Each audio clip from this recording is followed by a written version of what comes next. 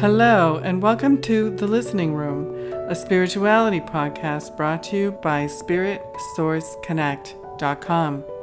My name is Suzanne Goulet, and in each episode, I'll be speaking to you about new spirituality and how you can use it to improve your daily life.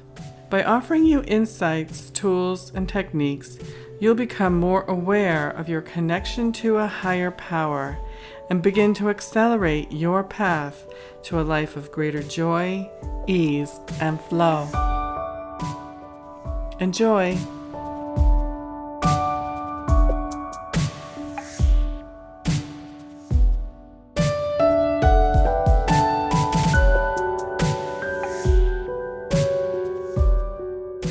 For many people, meditation seems to elude them.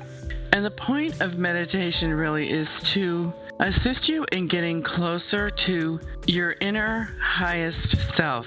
And when you can practice doing that, you can have much clearer direction in your life, a much stronger sense of peace and harmony about your life, and you can have better decision-making capabilities about what major things that are going on in your life that you'd like to see changed. And that's going to be the subject matter of this talk, in fact, is how do we connect with Source? You know, Debbie Ford, you might know her, who wrote the book, The Dark Side of the Light Chasers. She says, you really can't pile a lot of ice cream on top of crap. And what she means is, before we can really make all the changes that we want in our lives, we kind of have to go within and look at what is already there. We don't have to spend a lot of time dissecting it, but we do have to come into a full awareness of what is there. And oftentimes we choose to ignore it, we choose to avoid it, we choose to just pretend that it's not there.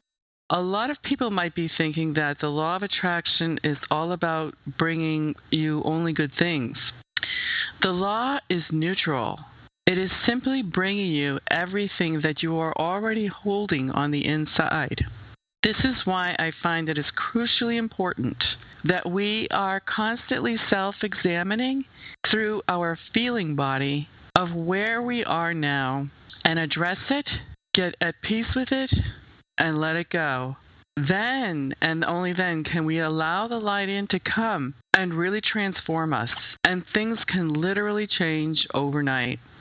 So that's kind of a review of part one. Part two of the series brought us through a wonderful line of questioning for each area of our lives. We wanted to get to a place of really taking a look at what happened for us. And you're brought through a series of questions. So as you look at those areas, you're also looking inside yourself. And forgiveness wants to be received there. Full acceptance of whatever the situation is in each area of your life wants to be accepted there. And then and only then can you come to a place of peace.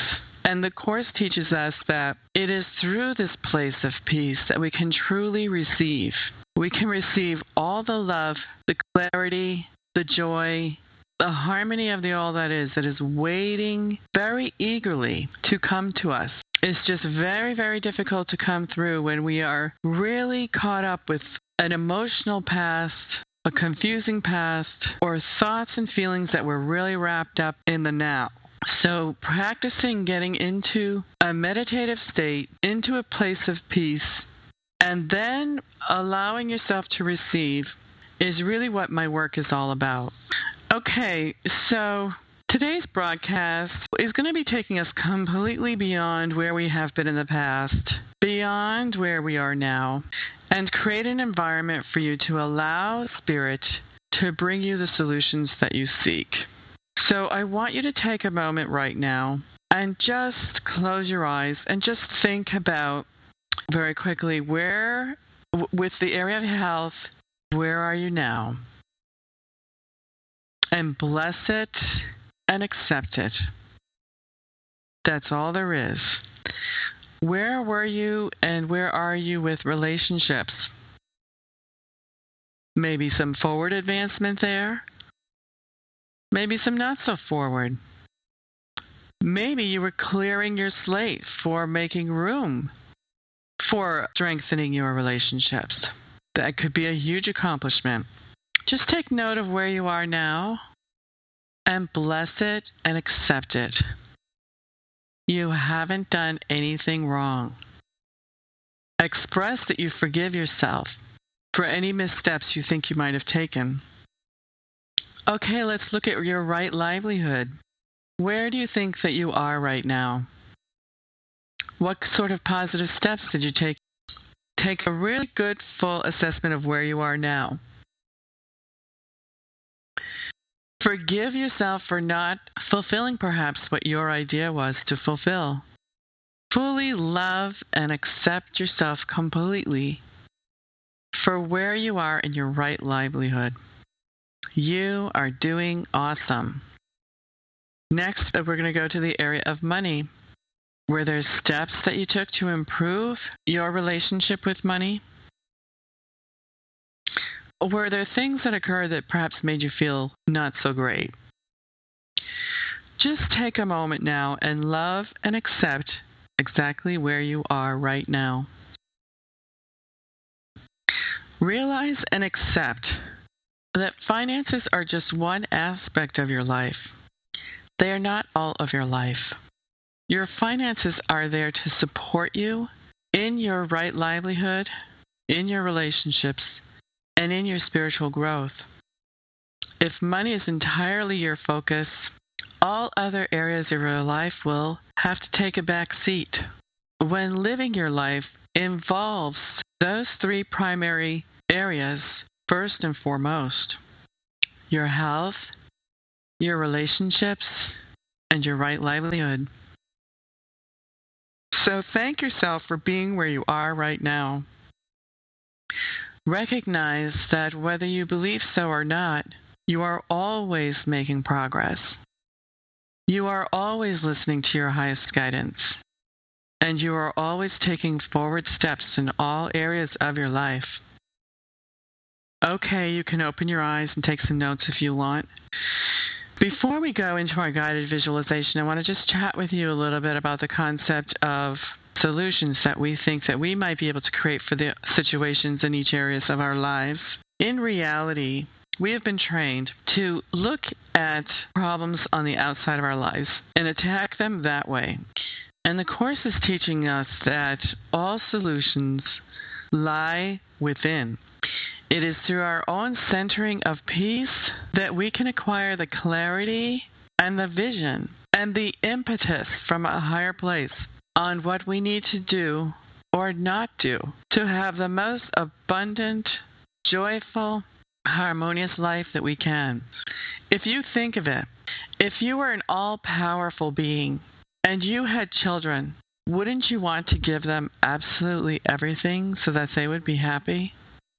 Wouldn't you also want to make sure that they learned some very important lessons about life?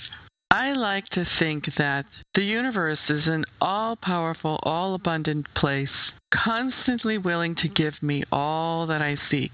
And it is up to me to learn how to receive better and to stay connected to this very high place, as though it is my best friend. And that's really what my meditations are all about.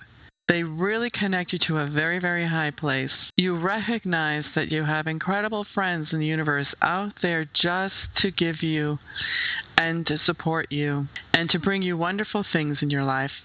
So take some steps, if you can, to get a higher connection going. And with practice, you can bring it in and use it at any time. Spirit encourages us to kind of let go of trying to hammer away at problems, as though we're chipping against a big chunk of marble to make a sculpture. We really don't need to be approaching it that way. It's not a system of our solutions, but a system of allowing something new to come in. We can outline, for instance, a desire that we want in its pure essence, but we want to stay away from identifying a specific form, because there may be something much higher and much better that the universe would like to bring to us. Spirit always knows exactly what is the best for us and why. Sometimes things will come into your life and you have no clue, geez, what was that all about? But I believe if you're listening to this, you're on a spiritual path and you're seeking. You're seeking to understand. And you may or may not have a very clear mental concept of why your path has been on so many twists and turns throughout your life. But you're perhaps building a foundation for your right livelihood sometime in the future. And everything that you do, learn, and be contributes to that right livelihood in the future, or whatever may be your spiritual path.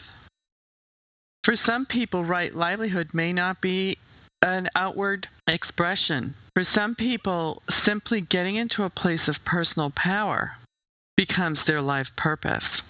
You can think about people who are in abusive relationships, for instance. Getting into a place of personal power can be the work of a lifetime, and then it won't have to be done again in future lifetimes. So, as I said, Spirit always knows what is best for us and why.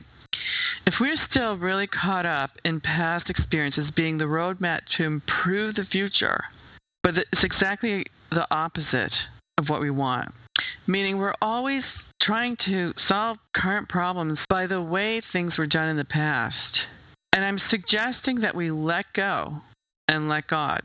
If we want something new and completely different, if we want to be living an entirely different paradigm, we have to break out of the past paradigm or the current paradigm that we have been living in. We have to let go of the basic thought patterns and feeling notions that we have been living with for some time. That's why after you have looked at where you are now and get into peace about it, affirmations are excellent. And they're a great way to keep you in that very positive high space. That is exactly where your highest self resides. If you think about it, if you're keeping your thoughts and your emotions in a very high place, you are getting closer and closer to God, closer and closer to Source. You are placing yourself in a position to be able to receive all kinds of gifts that you have no clue about right now.